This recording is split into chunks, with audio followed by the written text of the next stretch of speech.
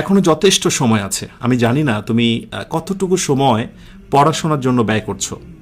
আমি এইটুকু বলবো, কলেজে যাওয়া আবশ্যক হলে অবশ্যই কলেজে যাও, গুরুত্বপূর্ণ প্রাইভেট থাকলে সেখানে অবশ্যই যাও।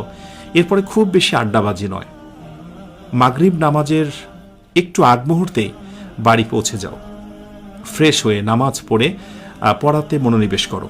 প্রতিদিন রাত, সকাল, বিকেল এই সব মিলে কমপক্ষে যেন 10 থেকে 12 ঘন্টা পড়াশোনা হয়। মনে রেখো, একজন মেধাবী স্টুডেন্ট এমনিতেই হয়নি। তুমি অনেক দিন ভাবো আমি তার মতো হতে চাই, তার মতো মেধাবী হতে চাই, কিন্তু সেটি পারো না, কারণ পরিশ্রম করতে সবাই পারে না। পরিশ্রম করার জন্য প্রচুর পরিমাণে উদ্যমী হতে হয়, প্রচুর কিছু স্যাক্রিফাইস করতে হয়। আজকের পর মনে মনে একটা প্রতিজ্ঞা করো, আগে যা হয়েছে হোক, এখন থেকে নবোদ্যমে প্রতিদিন কমপক্ষে 10 থেকে 12 ঘন্টা পড়াশোনা করব।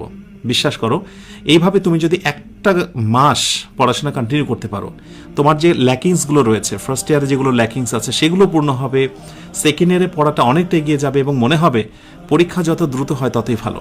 একজন মেধাবী শিক্ষার্থীর কাছে পরীক্ষা কোনো বিষয়ই না, কিন্তু যখন তুমি উইক মানি স্টুডেন্ট হয়ে যাও, পড়াশোনা অত ভালো থাকে না, তখন পরীক্ষা যেন তোমার কাছে এক অন্যরকম ভয়ঙ্কর বিষয়। ইনশাআল্লাহ আশা করি তুমি যথেষ্ট সচেতন এবং সচেতন হবে।